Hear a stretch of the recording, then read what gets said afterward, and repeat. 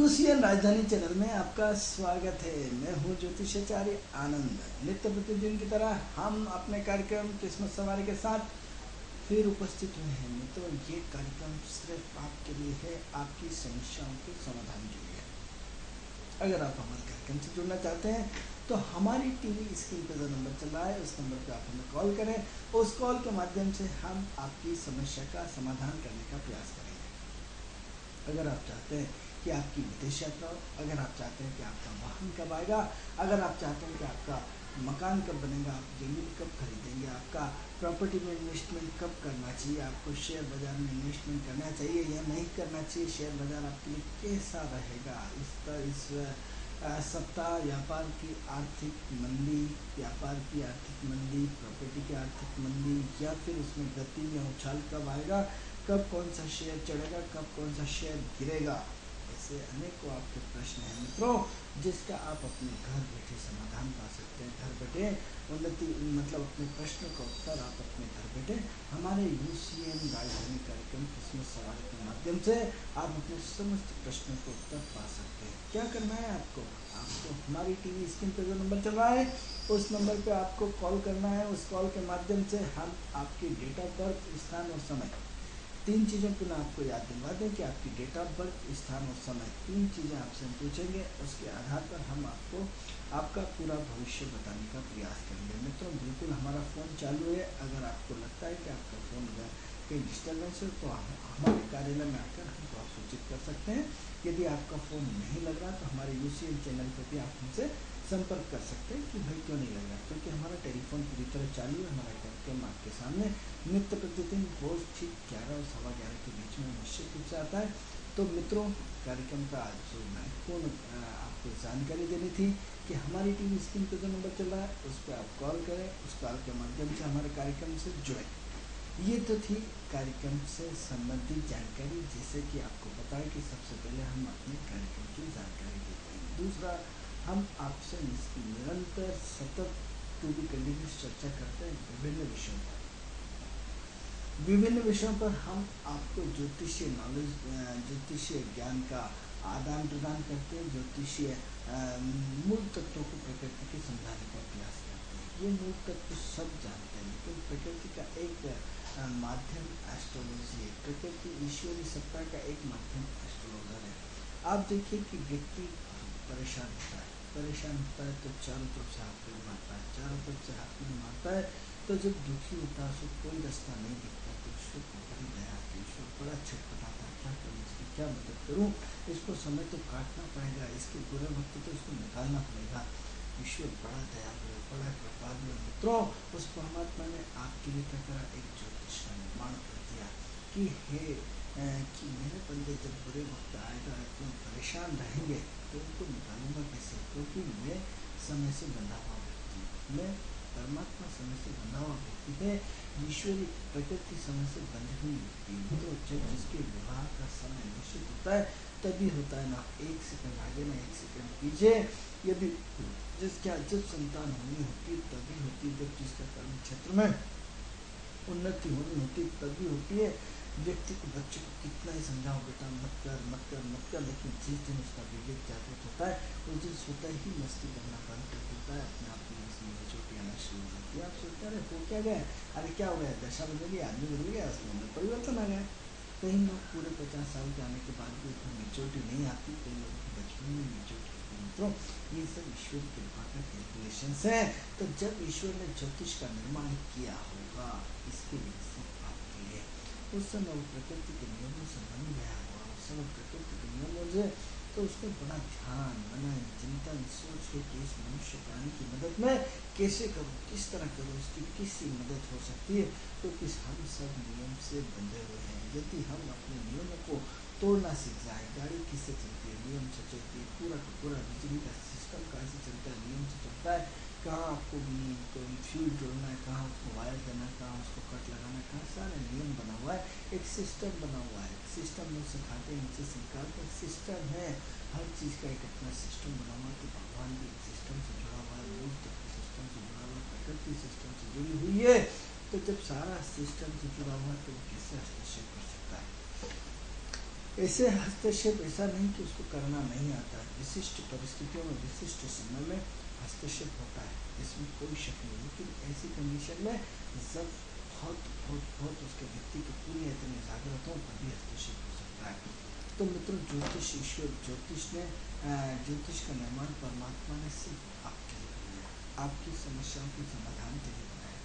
उसने उसको पता था कि मनुष्य परेशान होगा तो कहीं ना कहीं उसको समय तो काटना पड़ेगा। तो क्या करता है आपका ज्योतिष, आपसे समय पास कराता है। सब चिंता मत करो, बस 3 महीने और बचे हैं, आज भी 3 महीने खुशी खुशी निकाल लेता है। फिर तो गैर साहब तो 3 महीने कुछ नहीं हुआ, फिर बोलने वाले सारे तो ज्योतिष बदमाश है, सारा कुछ नहीं सर, उसके प्रिडिक्शन अच्छे नहीं आते। आप फिर दूसरे के पास जाते, बस चिंता मत करो सर, 2 महीने और बचे हैं। फिर आपने 2 महीने निकाल लिए, जैसे तैसे बिल्कुल सही बताया। अगर आपके पास फिर तीसरे 2 महीने निकल गए फिर भी कुछ नहीं हुआ, फिर अगले नया ज्योतिष बदला, उन्होंने सब बस 1.5 महीना और बचा है। आपने 3, 2, 5, 6, 6.5 महीने ज्योतिषों से निकाल दिया मित्रों, फिर भी आपके जीवन में परिवर्तन नहीं आया। किसी और ज्योतिष ने आपको बता दिया, साहब मैं गारंटी से कहता हूँ, आपका भाई, बंधु, मित्र, पड़ोसी इसने आपसे बोला कि नहीं अभी ज्योतिष और बचा, उसके पास चलते हैं, उसका वाला सब बस 1 महीने की बात हो गई। एक एक करके आपने जीवन के 8 महीने पूरे निकाल दिए। जैसे ही 9वां महीना आता है आपके दिन चलने शुरू हो जाते हैं। आप फिर ज्योतिषों को आप गाली देते हैं, साले सबने बहुत नहीं बनाया, सबने आपका समय निकलाया। धीरे धीरे धीरे धीरे धीरे करके यदि एक व्यक्ति पहले ही दिन आपसे कह देते थे कि आपके 10 महीने अभी बाकी है, हो सकता है आप सुसाइड कर लेते। क्योंकि जब मित्रों बुरा वक्त आता है, बुरी परिस्थिति आती है, व्यक्ति का एक दिन बहुत बड़ी बात होती है मित्रों, 1 घंटा निकालना मुश्किल हो जाता है। ये तो साहब हम तो नहीं मानते। तो एक काम करो, जब 2 मिनट का आप लाइट पे खड़े होते हैं, चौराहे की लाइट पे, आजकल तो हमारे भोपाल में जगह जगह चौराहों पर लाइट लगी है, पार्किंग बने हुए हैं, आप उस 2 मिनट की शब्द शांति नहीं होती, आप नियम तोड़ के उस 2 मिनट के पहले ही भाग लेते हैं। सिर्फ 2 मिनट 60 सेकंड, या कई जगह 120 मिनट की है, 120 सेकंड की, यानी 6 दूनी 12 से 13 मिनट का टाइमर लगा हुआ है। आप देखो कि आप पे इतनी विचलितता होती, घबराहट होती, झूम झूम झूम झूम कर करके आप वो 3 मिनट आप पे कितने भारी होते हैं, 2 मिनट कितने भारी होते हैं। या कहीं पे 60 सेकंड का लगा होता है तो 1 मिनट आप सब शांति नहीं रखते, तो 1 घंटा तो बहुत बड़ी बात होती है, 1 महीना तो बहुत बड़ी बात होती है, और 9 महीने निकालना यानी बहुत मुश्किल काम होता है। लेकिन मित्रों, आपने ये नहीं देखा कि ईश्वरीय विद्या के माध्यम से, ज्योतिषीय विद्या के माध्यम से, ज्योतिषियों को चक्कर लगा लगा के आपने अपने उस बुरे वक्त को निकाल दिया। मित्रों, यदि वो बुरा वक्त आपका ज्योतिष नहीं होता तो शायद आप पे न जाने क्या बीती होती। तो क्या हुआ, ज्योतिष आपका मार्गदर्शन हुआ नहीं हुआ। अब ये अलग चीज़ है कि आप लोग ज्योतिष के साथ चीट करते हैं, उसको उसका पारिश्रमिक देना नहीं चाहते, उसको उसका निष्फल नहीं देना चाहते उसका, तो इसलिए ज्योतिष को गलत रास्ते से आपको पूरे आपको माहौल बना करके लोग उसमें पैसे निकालने लगे, विद्या का दुरुपयोग होने लगा है।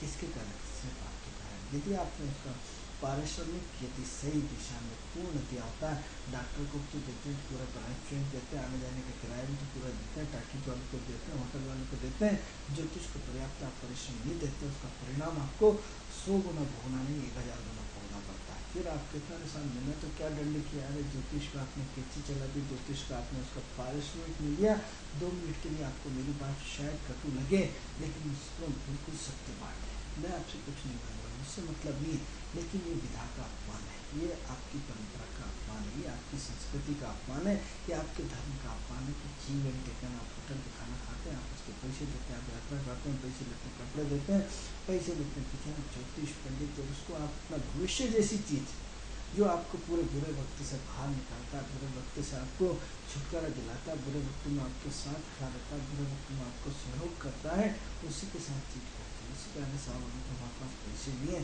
अभी आप बीमा खुल जाएंगे, सब पैसे निकल जाएंगे, अभी आपके रेंट चल जाएगी, पुलिस आ जाएगी, सब पैसे निकलेंगे, लेकिन ज्योतिष के नहीं निकलेंगे। तो प्रकृति लेना जानती है तो देना जानती है, उसे दुगनी कर सकेंगे, उसे आपको निकाल देती है। आप तो उसमें उन्होंने बचत करी, हम आपसे इतना कहते हैं कि सब पे बचत करिए, लेकिन ज्योतिष के मैटर पे कभी नहीं करें, क्योंकि वो आप अपने भविष्य के साथ खिलवाड़ करते हैं, आप अपने जीवन के साथ खिलवाड़ करते हैं, आप अपने भविष्य को अंधकार की तरफ ले जाते हैं। आप यकीन मानिए, मैं आपसे झूठ नहीं बोलता, क्योंकि जिस विधा ने इसका दुरुपयोग किया है, यानी जिस व्यक्ति ने भी ज्योतिष का शोषण किया है, मतलब हमने तो आंखों से देखा है, क्योंकि वो इतने गड्ढे में गया है कि हम आपको बता नहीं सकते। इसलिए पहली फुर्सत में आप अपना देना सीख जाए, प्रकृति में देना सीख जाए, भूल से जैसे मीटर पे देना सीख जाए। सब में कटौती करने, लेकिन ज्योतिष के साथ चिट्ठी नहीं करे, क्योंकि वही उसका व्यवसाय होता है, वही उसका कर्म क्षेत्र होता है, उसी से वो जिंदा रहता है, उसी के इसलिए आपके लिए सेवा करता है, भाव देता है, आपके बुरे वक्त में संबल देता है, और आप उसे सोफा में पकड़ा कर चलते बनते बहुत बड़ा एहसान कर दिया, आपने उसको 100 रुपये दे दिए, और डॉक्टर आपसे 10,000 रुपये ले लेता, यदि इस बुरे वक्त में आपने अपने आप को मजबूत किया होता है, देने की नीयत अच्छी होती, तो ईश्वर आपकी कहीं से भी व्यवस्था कर देता। तो प्रश्न ये उठता है, तो मैं किसी आपके अपने धंधे की तरफ, आपके अपने धंधे में पैरवी नहीं कर रहा हूँ, या आपने उसमें आगे नहीं बढ़ा रहा हूँ, मित्रों समझें जीवन को, प्रकृति के तंत्र को समझें। पॉजिटिव वे में सोचेंगे तो बहुत अच्छा लगेगा, नेगेटिव वे में लगेगा तो हो सकता है आपको मैं गलत नजर आऊँ, लेकिन यदि पॉजिटिव सोच लेकर चलेंगे तो ईश्वर आपको इतना देता है, देना सीखिए, अपने भविष्य जैसी चीज़ पे खिलवाड़ बिल्कुल मत करिए मित्रों। तो विषय ये चल रहा था कि हम जीवन में प्रगति के लिए क्या आधार माने। यदि जीवन में यदि हम अपने तंत्र को सुधारना चाहते हैं, जीवन में हम अपने प्रकृति में सुधारना चाहते हैं, तो ईश्वर ने आपके लिए क्या करा, ज्योतिष का निर्माण किया। वो ज्योतिष जो मूल परंपराओं पे आधारित है, वो ज्योतिष जो हमारे संस्कारों पे आधारित है, वो ज्योतिष हमारे विचारों पे आधारित है, जो वो ज्योतिष हमारे पूरे डिसिप्लिन को फॉलो करता है, वो ज्योतिष हमारे इर्द गिर्द पूरे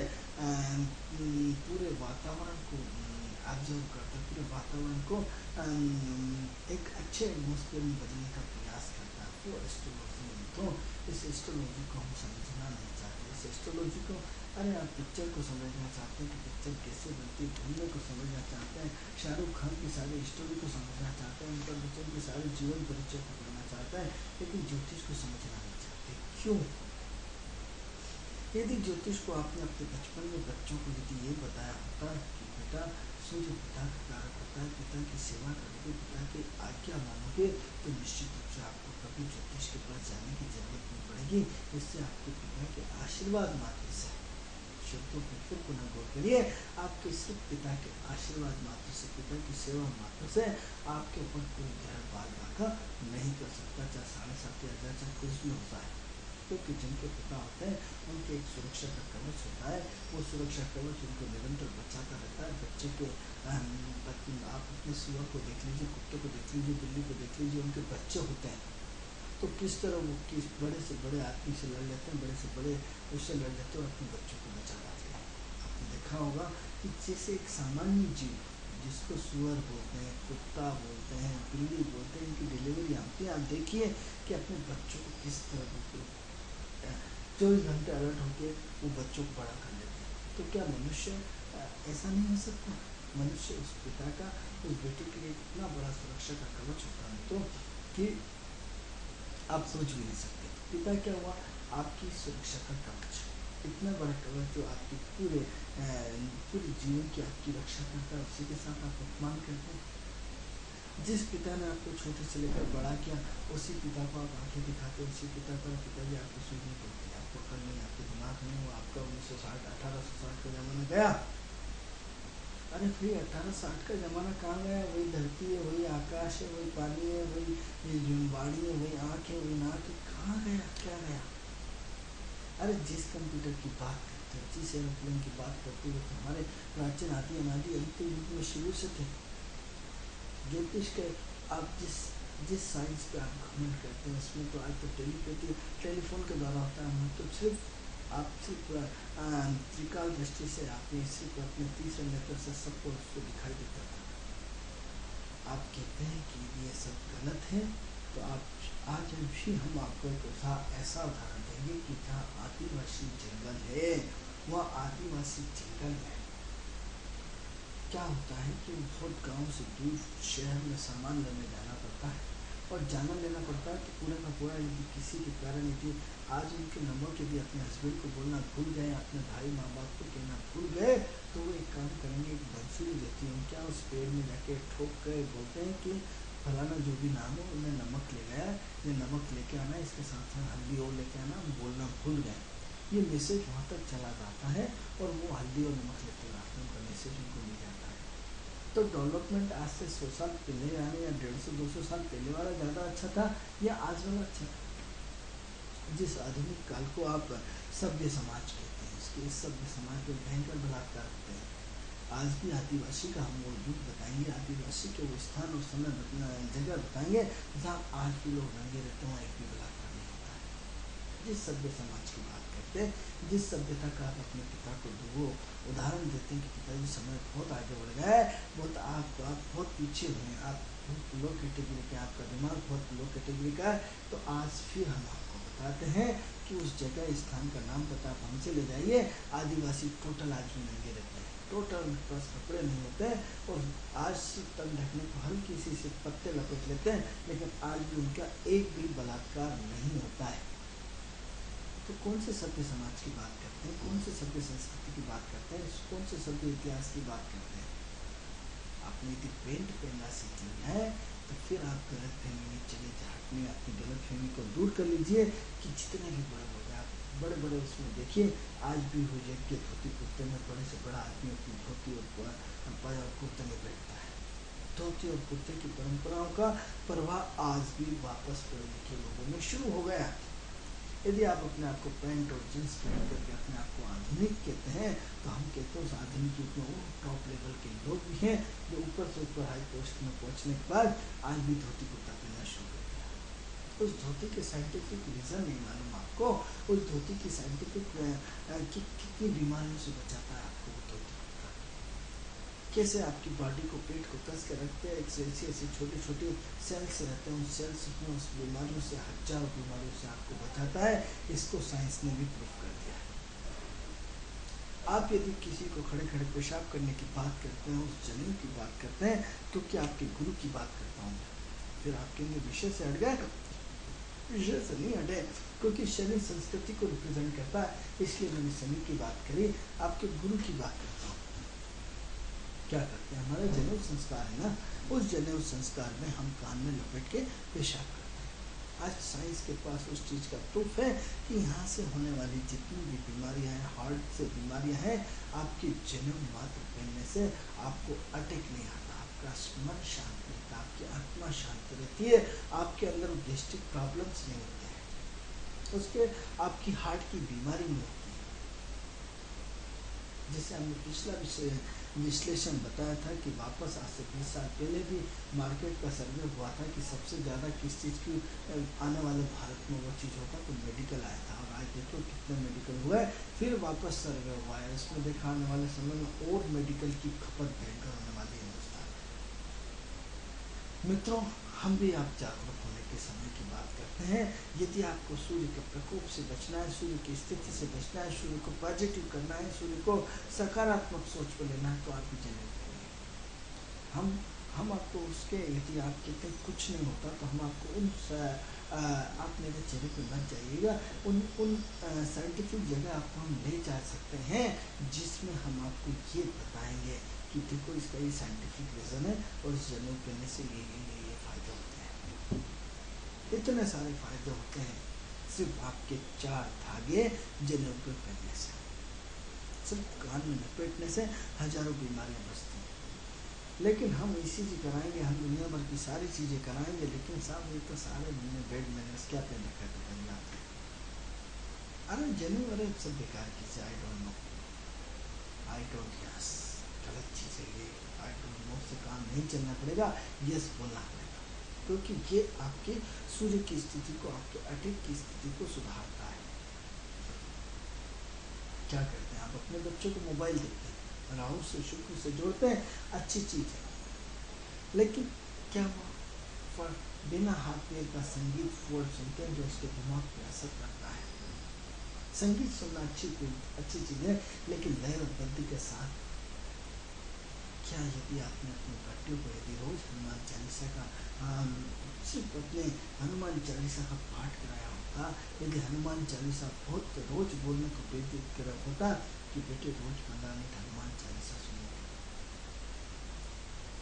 जय हनुमान ज्ञान गुण सागर, जय कपीस तियों लोक उजागर। रामदूत अतुलित बल धामा, अतुल्य बल जिसका कोई मुकाबला नहीं, आपके अंदर वो अतुल्य बल आ जाएगा जिससे आप पूरी दुनिया से मुकाबला कर सकें, जिससे आप अपनी सकारात्मक ऊर्जा को बढ़ा सकें, जिससे अपनी सकारात्मक ओरा को बढ़ा सकें, जिससे आप अपने अंदर एनर्जी को जागृत कर सकें, जिससे आपके अंदर विपरीत परिस्थितियों में लड़ने की ताकत आ जाए, जिसके अंदर आपकी दिन भर जो गाड़ियों का धुआं, धूल का धुआं, दिन भर जो तनाव, जितना जो टेंशन है, मात्र 15 मिनट की हनुमान चालीसा मात्र सुनने मात्र से। हम तो कहते मंदिर में मत जाओ, मत पढ़ो, आपके मोबाइल में टेप करके नित्य प्रतिदिन सुबह दोपहर शाम यदि आप हनुमान चालीसा भी सुनते हैं तो आपके अंदर वो पौष्टिक पावर आ जाता है, आपका मंगल बहुत स्ट्रांग हुआ है, क्योंकि मंगल के अधिपतित्व स्वामित्व कौन है? हनुमान जी। नहीं करना चाहते हैं मंगल को स्ट्रांग, हम तो स्टोन बनेंगे, मंगल का मंगल का जाप करवा लेंगे, सारी चीजें करवा लेंगे, लेकिन हम प्रकृति से नहीं जुड़ेंगे, हम ईश्वर से नहीं जुड़ेंगे। हम पंडित जी को 1 लाख रुपये दे देंगे, भैया मंगल का अनुष्ठान जाके उज्जैन में मंगलनाथ मंदिर है, आप वहाँ पे करा के आ जाओ और हमें पाप छोड़ो, पिंड छोड़ो, जितना पैसा ले जाओ। लेकिन हम प्रकृति से नहीं जुड़ेंगे। क्यों नहीं जुड़ेंगे? क्योंकि हमारे अंदर ईश्वरीय वास हो जाएगा, हमारे अंदर एनर्जी पावर बढ़ जाएगा, हम डॉक्टरों को चक्कर लगाना कम कर देंगे, हमारे अंदर सोचने समझने की पावर क्षमता बढ़ जाएगी, हमारे अंदर वो कॉन्फिडेंस लेवल हो जाएगा। मात्र 15 मिनट के हनुमान चालीसा नहीं, जब पंडित जी एक काम करें, आप हमारे नाम से रोज 11-21 हनुमान चालीसा रोज पढ़ दिया करें, आपकी तबीयत चल जाएगी। अरे हनुमान जी पंडित जी ने पढ़ा, उसका फल पंडित जी को मिलेगा, आपको तो 10% मिलेगा ना, 10% ले जाओ अपने 10% में आते हैं, इतने सारे पाप कर लिए तो उसका कलेक्शन नहीं होना। अरे मत जाइए आप मंदिर, आप हनुमान चालीसा का मोबाइल में तो आधुनिक के आप सब महान लोग हैं, आपको इतनी सारी चीज़ें आपको घर बैठे तब करने को मिला है। पहले जंगलों में जाना पड़ता था, कुंदराओं में जाना पड़ता था, घर को छोड़ना पड़ता था, तब जाके इतना पुण्य मिलता था। यहाँ तो सिर्फ कभी केवल नाम आता है, सिर्फ ईश्वर का नाम लेने मात्र से उस हजारों सालों की तपस्या की गुफाओं में करते थे बाबा तुलसीदास जी। हम ये तो सामने नहीं, हम तो बाबा तुलसीदास जी नहीं मानते, तो आप शरण होना चाहिए आपको कि देखिए उस कलयुग का वर्णन उस रामायण में लिखा है कि कलयुग में क्या क्या होगा, वो सब घटित हो रहा है। आप देखिए रामायण का बहुत पवित्र ग्रंथ है रामायण, जिसमें आपको ईश्वर ने सारी चीजें कि कलयुग का स्वरूप क्या होगा, कलयुग का आधार क्या होगा, कैसे लोग होंगे, कैसी संस्कृति होगी, कैसा धर्म होगा, कैसे आचार विचार होंगे, सब आज से करोड़ों साल पहले लिख गए। इसलिए सामान को प्रणाम करना होगा मित्रों। तो आज आपका क्या है? आज सब आपको आत्मा है, देव आत्मा है, यकीन मानिए। क्योंकि आज आपको आपने योगा साहब मुझे तो प्रवचन सुना है, अपना आपने संस्कार खोला, घर बैठे खूब प्रवचन सुना है, और नहीं साहब मुझे तो भागवत सुनना है, तो तुरंत चैनल बन गया, आस्था चालू कर दिया, आपने भागवत सुन लिया। आपको यदि भागवत में मजा नहीं आ रहा तो आपको रामायण सुन लीजिए, सुंदरकांड सुन लीजिए, और तो और आपका शिव पुराण सुन लीजिए, दुनिया भर के सारे प्रवचन आप अपने घर बैठे भक्ति कर सकते हैं। मोबाइल में आप दुर्गा सप्तशती का श्लोक डलाइए, दुर्गा सप्तशती का पाठ आप स्वयं सुन सकते हैं, आप हनुमान चालीसा सुन सकते हैं, आप क्या कहते हैं, शिव स्त्रोत, तांडव स्त्रोत, सूर्य स्त्रोत का पाठ, ये सारी चीज़ें आपके पास आपके मोबाइल के थ्रू घर बैठे आप काम ऑफिस में बैठ के आप अपने उस मंत्रों का वाइब्रेशन से अपने शरीर पे काम कर सकते हैं। इन वाइब्रेशंसों का बहुत बड़ा महत्व होता है, इन शब्दों का बहुत बड़ा महत्व होता है, इन शब्दों में वो आँख छुपी होती है। अरे साहब हम तो नहीं मान, अरे कैसे नहीं मानना पड़ेगा? ब्रह्मास्त्र उठाया, उन्होंने मंत्र पढ़ा और ब्रह्मास्त्र एकदम चालू हुआ। उन्होंने सब पानी नहीं गिरता, उन्होंने अभी गिराता हूँ, फलाना मंत्र पढ़ा, उन्होंने अब भी पानी हाथ, और मैं अब भी मंत्र पढ़ता हूँ, पूरा समुद्र को सुखा देता हूँ। गवाह है तो राम जी को मानते तो मानना पड़ेगा कि जब भगवान लंका पार कर रहे थे तो गुस्सा में होता है, अच्छा हमें समुद्र जगह नहीं दे रहा है, अभी हमें समुद्र को सुखा देते। जैसे ही भगवान ने तीर उठाया तो समुद्र भगवान आ गए कि प्रभु ये नलो नीलो, इनसे आप हेल्प ले लो, इनका पत्थर तरेंगे नहीं। आज भी जो लोग मूर्ख होते हैं कहते हैं साहब पत्थर तलता है क्या? अरे आप एक काम करो, सीधा सीधा आप हम लोग गए थे हरिद्वार के वहाँ कई जगह ऐसे पत्थर हमने तैरते हुए देखे हैं। अब गए हरिद्वार, हमने पूरे भारतवर्ष की अथाह यात्रा करी है, हमने 9 ज्योतिर्लिंग, हमने दुनिया भर के अथाह देशों प्रदेशों की यात्रा करी है। तो छोटी सी बना के कि मानी रूप में बोलते हैं, हमने आंखों से देखा पत्थर को तैरते हुए। एक जगह नहीं 50 जगह। आप हाथ में उठा सकते हैं, आपको हाथ में दे सकते हैं इतना भारी पत्थर। आप देखिए ऋषिकेश और हरिद्वार जाकर के पूरा हिमालय का वो बेल्ट देखिए, आप सचमुच में धन्य हो जाएंगे कि पत्थर भी तैरता है। मित्रों, आपको चेंज करना पड़ेगा, चेंज लाना पड़ेगा, संस्कार से जुड़ना पड़ेगा, संस्कृति से जुड़ना पड़ेगा, धर्म से जुड़ना पड़ेगा, अपने नियम और कानून से बंधना होगा। हम कुत्ते को बांध के रखते हैं, हम बिल्ली को बांध के रखते हैं, हम बैल को बांध के रखते हैं, पूरे हर चीज के सिस्टम बांध के रखते हैं। आपको ट्रेन में जाना है तो उसके सिस्टम पर प्लेटफॉर्म पे आना पड़ेगा। आपको कुएं से पानी चाहिए तो कुएं के सिस्टम पे जाना पड़ेगा। हर आपको नेट चाहिए तो नेट के सिस्टम पे जाना पड़ेगा। तो आप अपनी प्रकृति के सिस्टम पे क्यों ले जाना चाहते हैं?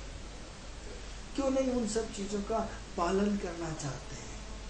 तो आप बड़े भाग्यशाली हैं जो आपको यही सब ईश्वर हमारे द्वारा आपको मैसेज भेज रहा है। फिर भी आप नहीं परिवर्तन करना चाहते हैं तो आप यकीन मान के चलिए कि इसका मतलब आपके प्रारब्ध के पाप बहुत सारे जो आपको वहाँ तक पहुँचना नहीं देंगे। तो मित्रों, विषय पर आते हैं कि जो विषय चल रहा था कि हमें क्या करना चाहिए, हमें अपने पिता से आशीर्वाद लेना चाहिए। जब जागो तब सवेरा। यदि हमने अभी तक अपने पिता की सेवा नहीं करी, पिता यदि हमसे दूर रहते तो उनको पैसे नहीं भेजे। आप कल्पना करें कि जब आप स्कूल में पढ़ते थे तो आपके पिताजी आपको कैसे पैसे भेजते थे, कैसे खाना खिलाते थे, कैसे आपके लिए खड़े रहते थे। आज आप बड़े हो गए हैं, ठीक है, उनमें भी उनकी भी व्यस्तता सम रही होगी। उस समय भी कंपटीशन का दौर रहा होगा। अपने व्यस्त समय में अपने बेटों के लिए टाइम निकाला होगा, उनकी शिक्षा के ध्यान निकाला होगा। तो क्या आज आपके लिए उनके लिए समय नहीं, उनको देखने के लिए समय नहीं, उनके साथ समय एक आत्मीयता का भाव करने का समय नहीं, फोन करने का समय नहीं, उनके लिए कुछ कपड़े ले जाने का समय नहीं? क्या आपके लिए कपड़े नहीं लाते थे? क्या उनको गिफ्ट करने का समय नहीं है? क्या उनका सम्मान करने का समय नहीं? तो खुद के लिए संस्कार गया, चलो नहीं मानो मत मानो, कोई दिक्कत नहीं है, लेकिन अपने सूर्य को ठीक करने के लिए तो जब जागो तब सवेरा। ठीक है, आपके पिताजी गुस्से के तेज हैं, चिड़चिड़े हैं, जिद्दी हैं, बहुत बेकार है, आइए कि नहीं। क्या आपका बॉस बदमाश नहीं होता है? जहाँ आप नौकरी करते हैं वो बदमाश नहीं होता? आपसे बड़े वाला आपका कितना शोषण करता है? चंद रुपयों के लिए आप उसकी गुलामी करते हैं, चंद रुपयों के लिए उसके साथ जो सा आपके साथ वो बर्ताव करना चाहता है वो पूरा दंड दाम दे सारी नीति अपना लेता, तो भी तो सहन करते हैं क्योंकि आपको अपना परिवार दिखता है। क्योंकि यदि मैं इससे लड़ लिया, मुझे सस्पेंड कर देगा, मुझे नौकरी से हटा देंगे, तो कल से मेरे बीवी बच्चे और परिवार का क्या होगा, मेरा अस्तित्व क्या होगा? तो भी तो अस्तित्व सहन करते हैं। तो जब इतने दूसरे लोगों का आप पूरी तरह तलवे चाटते हैं, दूसरे लोगों को आप पूरी तरह अपने आप को समर्पित कर देते हैं, गुलाम बना डालते हैं, तो यदि पिता के लिए गुलाम बन गए, सेवा भाव बन गए, तो बोझ लगने लगता है आपको। ये याद रखिए मित्रों, आज आप मंगल है, कल आपको शनि होना पड़ेगा। अब बोलेंगे ये कैसी भाषा कि आप आज मंगल है और कल शनि होना पड़ेगा? अरे मंगल युवा ग्रह होता है, मंगल रक्त वाहिनी होती है, मंगल में ब्लड होता है, मंगल में पूरा ब्लड सर्कुलेशन होता है, जवानी होती है मंगल। और बुढ़ापा शनि है। क्या कल बूढ़े नहीं होंगे आप? क्या कर रहे हैं? मंगल से हम शनि की तरफ जा रहे हैं, परिपक्व होते जा रहे हैं, युवावस्था से वृद्धावस्था में जा रहे हैं। तो जब युवावस्था से वृद्धावस्था में जा रहा है, यानी हम मंगल से शनि की ओर जा रहे हैं। हमारी यात्रा कहाँ जा रही है? मंगल से शनि की ओर। यदि प्रारंभिक यात्रा की बात करें तो हम स्टार्ट, जैसे ये आपका ये है एरो है, इंद्रधनुष है, तो इंद्रधनुष में क्या करना है? आप राहु से केतु की तरफ जा रहे हैं। क्या जा रहा है? राहु से केतु की तरफ।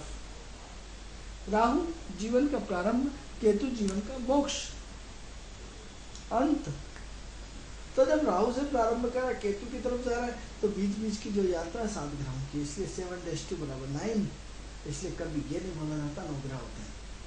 कई बार आपसे बोलते हैं, किसी को टेस्ट करना तो पूछ लो कितने ग्रह होते हैं, बोला 9 - 0 नंबर, बोला 7-2 = 9। 100 में से 100 भले कुछ आता है, नहीं आता, क्योंकि उस डेश 2 में उसको ज्ञान है, इस डेश 2 में क्या छुपा हुआ है, राहु में केतु छुपा हुआ है। क्योंकि हम राहु से केतु की तरफ जा रहा है और केतु से राहु की तरफ जा रहा है। तो सबसे पहले अपनी कुंडली की तरफ उठा के देखिए कि अब राहु से केतु की तरफ है, केतु से राहु की तरफ है।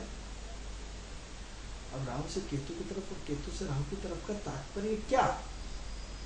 अरे भाई, राहु से केतु की तरफ यानी सांसारिक चीजों का अंत करते हुए, भौतिक चीजों का अंत करते हुए पूरा आध्यात्म में जा रहा है, अंतिम जन्म में जा रहा है। जन्म जन्मांतर से भटकाव खत्म। लास्ट जन्म में बहुत भटक लिया, बहुत जीवात्मा में 84 कोष योनियों में भटकता भटकता केतु में मोक्ष मिल गया। अब जन्म जन्मांतर की यात्रा खत्म हो गई। अब केतु से राहु की तरफ जा रहा है, यानी जो प्रारब्ध का बैलेंस है वो सब खत्म। आइए सांसारिक में भटकिए, दुनिया भर के जूते खाइए, दुनिया भर की अवस्थाओं में इन्वॉल्वमेंट हुई और भटकते भटकते अपने जीवन के भटकाव की जीवन भर भटकते रहिए। इन 84 लाख योनियों में भटकते रहिए। हर व्यक्ति आपको मिलेगा, आपको ठुकेगा, आपको बजाएगा, आपको इमोशनल ब्लैकमेल करेगा, सब व्यवस्था में आप भटकते जाएंगे। तो सबसे पहले आप अपनी कुंडली का इतना तो ज्ञान कर लीजिए कि आप राहु से चले हैं केतु की तरफ या केतु से चले राहु की तरफ। चलिए, ऐसा नहीं होगा, चलिए छोड़ दीजिए, हम आपको दूसरा तरीका बता देते। आपकी कुंडली में जो लग्न है, आपके ग्रह ऊपर की तरफ जा रहा है या नीचे की तरफ जा रहा है? क्या आप ये पता लगा सकते हैं कि उस 84 लाख योनि के किस पार्ट में आप खड़े हैं? भाई 100 किलोमीटर का रन है कि आपने 10 किलोमीटर क्रॉस कर लिया, कि 150 कर लिया, कि 40 कर लिया, कि 30 कर लिया, आप किस अवस्था में खड़े हैं? अरे जहाँ आपके लग्न से स्टार्ट करते हैं, यदि सारे ग्रह 11, 10, 12, 10th, 11th, 12th की तरफ आ रहा है, यानी ऊपर की तरफ आ रहा है, यानी जन्म जन्मांतर की यात्रा समाप्त हो रही है। और यदि ग्रह बीच में सारे लटके हुए हैं, 5वें, 6वें, 7वें, यानी आप बीच में लटके हुए। आप अपनी कुंडली देख के खुद ग्रहों को पहचानना सीख लीजिए। आपको मालूम पड़ेगा कि उन 84 लाख योनियों में आपका स्थान कहाँ आ रहा है, कितनी यात्रा आपने जीवन की कर ली, कितना बैलेंस है, कितना भटकना बाकी, कितना निकाल चुके, कितना भोग चुके, कितना भोगना बाकी है, कितना भोगना बाकी है। इतना एडवांस साइंस है एस्ट्रोलॉजी, इतना एडवांस, कितनी बड़ी बात। तो उसके बाद भी हम इस साइंस को समझना नहीं चाहते। हम वही सारी चीज़ें पुराने उस पर लगाना चाहते हैं। हम चेंज नहीं कहते हैं कि हम ये हैं कि कोई ज्योतिषी आएंगे, जादू की छड़ी घुमाएंगे, हमारा भाग्य बदलेंगे। जय हिंद, जय भारत। चलिए, यदि आपने अपने जीवन में ज्योतिष के मूल तत्वों को समझा होता, आध्यात्म के मूल तत्वों को समझा होता, तो शायद आज इस लेवल पे भटकाव नहीं होता। मित्रों, विषय बड़ा गंभीर है और इतना गंभीर है कि हो सकता है कई लोगों को तो हमारी भाषा उस लेवल पे समझ में ना आती है और कई लोगों को इजी वे में आती है, क्योंकि अभी तक उन्होंने साफ सूर्य की ये आप एक काम करो कि गेहूँ लो, पोटली लो, फलानी जगह ऐसा कर दो, ठिकानी जगह ऐसा कर दो, ये कर दो, वो कर दो, अमावस्या में खीर खिला दो, उसमें पीपल के पेड़ पे ये चढ़ा दो, तुलसी के पेड़ पे ये चढ़ा दो। अभी तक आपने ये सब किया, आपने अभी तक नए ट्रेंगल में नहीं आए, प्रकृति के साथ तालमेल नहीं बिठाए। मित्रों, कार्यक्रम का समय पूर्ण हो रहा है। ये कार्यक्रम आपको कैसा लगता है? इस कार्यक्रम से संबंधित यदि कोई भी आपको जानकारी चाहिए तो हमारी टीम स्क्रीन पर जो नंबर चल रहा है, तो उस नंबर पर आप हमें कॉल कर सकते हैं। उस कॉल के माध्यम से हमारे कार्यक्रम से जुड़ सकते हैं। यदि आपका कॉल नहीं लगता है या आपके कॉल यदि एंगेज बनाते हैं तो हमारे ऑफिस में आकर के संपर्क कर सकते हैं। आप हमें बता सकते हैं कि आपको नंबर क्यों नहीं लगा। मित्रों, कल आपसे इसी समय अपने कार्यक्रम किस्मत सवारे के साथ फिर मुलाकात होगी। तब तक के लिए मुझे आज्ञा दीजिए। नमस्कार।